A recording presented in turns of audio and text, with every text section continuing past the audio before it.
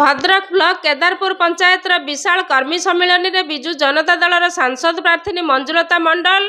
और विधायक प्रार्थी प्रफुल्ल सामल निर्वाचन प्रचार कार्यक्रम में जोगदे निज अभिभाषण में कही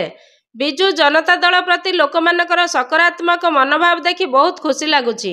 एवं आशा और विश्वास सह निवेदन करुछु आगामी निर्वाचन में आपण माने जोड़ी संख्यार आशीर्वाद प्रदान करिवे। एही सभारे केदारपुर पंचायत वार्ड नंबर 6 प्रमुख कार्यकर्ता तथा वार्ड मेंबर पिता अनादि मल्लिक बीजेपी छाड़ी विधिवत भाव विजु जनता दल में योगदान कले।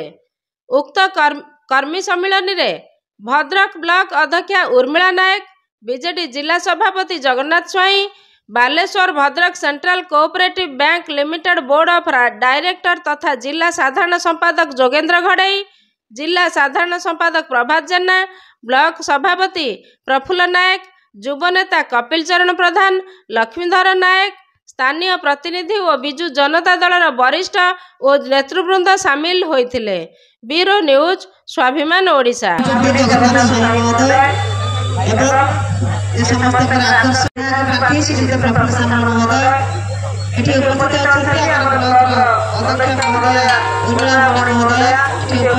मंच बहु गुरुजन अच्छा जन कर्मकर्ता अच्छा समय स्वल्प एमपी महोदय कृतज्ञता जनाऊँगी जे वर्षा सत्वे आपण मैंने उपस्थित रही